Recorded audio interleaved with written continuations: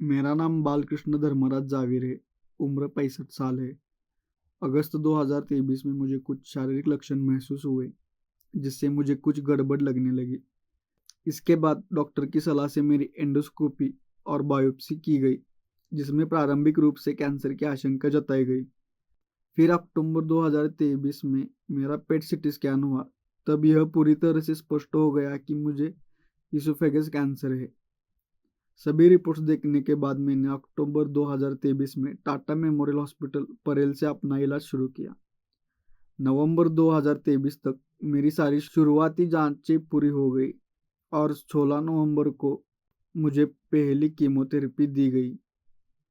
पहली कीमो के करीब 2 घंटे बाद मुझे थोड़ी राहत महसूस हुई, नींद भी आई और मुझे उम्मीद जागी कि मैं ठीक हो सकता हूँ।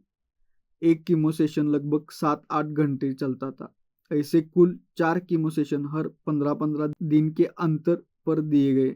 कुछ समय के लिए मेरी तकलीफ थोड़ी कम हुई, लेकिन अप्रैल मई 2024 में फिर से मुझे वही समस्या होने लगी। मैंने जब यह बात अपने डॉक्टर से बताई तो उन्होंने दोबारा पेट सीटी स्कैन करने को कहा। रिपोर्ट देखकर उन्होंने बताया कि कैंसर फिर से बढ़ गया है। डॉक्टरों ने बताया कि कीमो मुझ पर असर नहीं कर रहा है क्योंकि मेरे शरीर में प्रोटीन का स्तर नहीं बढ़ रहा था और इसी कारण मेरी सर्जरी भी नहीं हो सकती थी। उन्होंने सुझाव दिया कि इंजेक्शन कीमो लेना चाहिए जिसकी एक डोज की कीमत 2 लाख थी। इतना खर्च और परिणाम न मिलने के कारण हम सब ने विचार किया कि पारंपरिक इलाज से फायदा नहीं हो रहा तो क्यों ना हम कोई और तरीका आजमाया जाए। कुछ साल पहले मैं अपनी पत्नी के इलाज के लिए डॉक्टर विजय कुमार मानी सर से दादर में मिला था। उस समय वहाँ कई कैंसर मरीज इलाज ले रहे थे और सबका अनुभव बहुत सकारात्मक था। यह बात मेरे मन में थी। मैंने घर पर अपनी बेटी से इस विषय में चर्चा की और हमने तय किया कि इंजेक्शन कीमो या टेबलेट कीमो की जगह मॉडर्न होम्योपैथी से इलाज करके देखना चाहिए। मेरी बेटी ने मॉडर्न होम्योपैथी की खारगर शाखा में अपना अपॉइंटमेंट लिया। वहाँ के डॉक्टरों ने मेरी सारी रिपोर्ट्स देखकर एक पूरी मेडिकल हिस्ट्री तैयार की और डॉक्टर विजय कुमार मानी सर को भेजी। जुलाई 2024 के अंत तक मैं खुद खारगर गया और उसी दिन मेरा इलाज शुरू हुआ। उसके बाद मैंने लगभग 7 महीने तक नियमित रूप से मॉडर्न होम्योपैथी का इलाज लिया। 7 महीने बाद जब हमने दोबारा पेट सीटी स्कैन करवाया तो रिपोर्ट में साफ आया कि मेरे शरीर में अब कहीं भी कैंसर नहीं है। मॉडर्न होम्योपैथी से मुझे इतने कम समय में जो सुधार हुआ वह अद्भुत है। अब मुझे लगता है कि अगर मैंने शुरुआत से ही इलाज शुरू किया होता तो यह बीमारी कभी बढ़ती नहीं। मैं दिल से डॉक्टर विजय कुमार माने सर और उनकी पूरी टीम का आभार व्यक्त करता हूँ। उन्होंने मुझे दोबारा एक नया जीवन दिया। श्री बालकृष्ण जाविर, उन्हें अक्टूबर 2023 में अन्ननलिका कैंसर होने का पता चला। उन्हें पिछले 10 वर्षों से मधुमेह और 4 वर्षों से हाई ब्लड प्रेशर की समस्या भी थी। अक्टूबर 2023 में किए गए पेट सीटी स्कैन के अनुसार उनके अन्ननली के ऊपरी हिस्से में लगभग 12 सेंटीमीटर लंबी और 2 सेंटीमीटर मोटी दीवार वॉल थिकनिंग पाई गई। उस हिस्से में एफडीजे अपटेक बहुत ज़्यादा था, जिससे यह स्पष्ट हुआ कि वह हिस्सा एक्टिव कैंसर से ग्रस्त है। यह बढ़ी हुई परत जीई जंक्शन तक पहुंच गई थी, जिससे अन्ननली का भीतरी हिस्सा सिकुड़ गया था और उन्हें भोजन निगलने में तकलीफ हो रही थी। 16 नवंबर 2023 को उनकी पहली केमोथेरेपी सेशन शुरू हुई। केमोथेरेपी के बाद उन्हें कुछ हद तक आराम महसूस हुआ। उनका हर एक सेशन 7 से 8 घंटे चलता रहा और इस प्रकार 15-15 दिनों में उनके 4 केमोथेरेपी सेशंस दिए गए।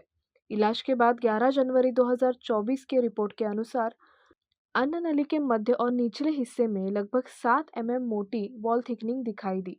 एफडीजे अपटेक 4.2 था। इसका मतलब यह है कि बीमारी कुछ मात्रा में अब भी सक्रिय थी। पिछले स्कैन की तुलना में अन्ननली में गांठों की मोटाई कम नजर आ रही थी। अन्ननली के पास पैरा इसोफेगल लिम्फ नोड्स में एफडीजे अपटेक दिखाई दिया। इस गांठ का आकार लगभग 1.0 बाय 1.7 सेंटीमीटर था। हालांकि कुछ नए लक्षण भी सामने आए, जैसे कि दोनों फेफड़ों और पेट में पानी भरा दिखाई दिया। 29 फरवरी 2024 को किए गए रिपोर्ट के अनुसार इसोफेगस के मध्य और निचले हिस्से में लगभग 12 सेंटीमीटर लंबी और 12 मोटी थिकनिंग पाई गई। यह मोटाई और लंबाई जनवरी 2024 में किए गए पिछले स्कैन की तुलना में बड़ी हुई थी। इसके साथ ही सीने में लिम्फ नोड्स भी सामान्य से बड़े हुए थे। उनका आकार 24 mm बाय 13 mm इतना था। लिम्फ नोड्स के बढ़ने का अर्थ यह हो सकता था कि कैंसर शरीर के अन्य हिस्सों में भी फैलने लगा है। इन लक्षणों को देखते हुए डॉक्टर ने केमोथेरेपी और रेडिएशन थेरेपी जारी रखी। इलाज का असर कितना हुआ है यह देखने के लिए 18 जून 2024 को फिर से सीटी स्कैन किया गया। इस स्कैन में अन्ननली के मध्य और निचले हिस्से की भीतरी वॉल थिकनिंग बढ़ी हुई पाई गई। अब यह मोटाई लगभग 12 सेंटीमीटर लंबी और 14 चौड़ी थी, जो पिछले स्कैन की तुलना में ज़्यादा थी। इसका सीधा मतलब यह है कि केमोथेरेपी और रेडिएशन के बावजूद कैंसर बढ़ता रहा। इसके अलावा सीने में पानी भरना और पेट में पानी भरने की समस्या भी पहले की तुलना में बढ़ गई थी। कुल मिलाकर 18 जून 2024 की स्कैन में यह स्पष्ट हुआ कि केमोथेरेपी और रेडिएशन थेरेपी के बाद भी कैंसर नियंत्रण में नहीं हुआ, बल्कि अधिक बढ़ता गया। 21 जून 2024 को किए गए एंडोस्कोपी रिपोर्ट के अनुसार जीई जंक्शन तक अन्ननलिका की अंदरूनी परत लाल सूजी हुई और कुछ स्थानों में अल्सर्स भी पाए गए। जून 2024 तक 11 केमोथेरेपी और 25 रेडिएशन सेशंस हो चुके थे। लेकिन इस सभी प्रयासों के बावजूद न तो कैंसर में कोई कमी आई, बल्कि रोग लगातार बढ़ता रहा। डॉक्टरों ने कहा कि उन्हें केमोथेरेपी से अपेक्षित लाभ नहीं मिल रहा है, तो अगले चरण में इंजेक्शन के रूप में केमोथेरेपी लेने की सलाह दी, जिसकी प्रति डोज लागत लगभग 2 लाख रुपए थी।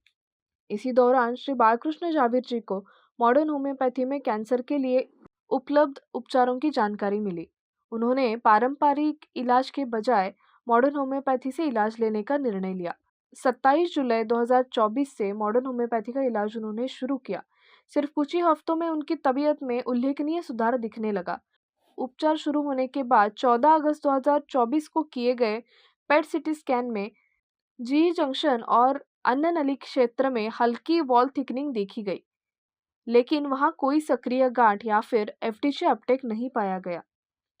यानी उस हिस्से में कैंसर कोशिकाएं निष्क्रिय हो चुकी थी। छाती में कुछ लिम्फ नोड्स बड़ी थी, परंतु वे भी कैंसर युक्त नहीं थी। पेट में जमा हुआ पानी पूरी तरह से कम हो चुका था। पिछली स्कैन की तुलना में कैंसर में किसी भी प्रकार की वृद्धि नहीं देखी गई। मॉडर्न होम्योपैथी का उपचार शुरू करने के केवल 1 महीने के भीतर ही कैंसर नियंत्रण में आ गया था। लगातार 7 महीने मॉडर्न होम्योपैथी का इलाज लेने के बाद 3 मार्च 2025 को किए गए पेट सीटी स्कैन के रिपोर्ट के अनुसार अन्ननली और जी जंक्शन जो कैंसर का मूल स्थान था, वहां अब कोई भी नई गांठ या फिर एफटीजी अपटेक नहीं पाया गया। अर्थात मूल कैंसर पूरी तरह से समाप्त हो चुका था। छाती और गर्दन की लिम्फ नोड सामान्य हो गई थी। फेफड़ों में न तो कोई गांठ है, न ही पानी जमा है। अक्टूबर 2023 में कैंसर की जो स्थिति थी, उसकी तुलना में अब अन्ननली का कैंसर पूरी तरह से मिट चुका है। शरीर के किसी अन्य भाग में कैंसर का कोई सक्रिय लक्षण नहीं पाया गया। मॉडर्न होम्योपैथी के प्रभावी इलाज की वजह से श्री बालकृष्ण जाविर जी अन्ननलिका के कैंसर से पूरी तरह से ठीक हो चुके हैं। आज वे एक कैंसर मुक्त, स्वस्थ और खुशहाल जीवन जी रहे हैं।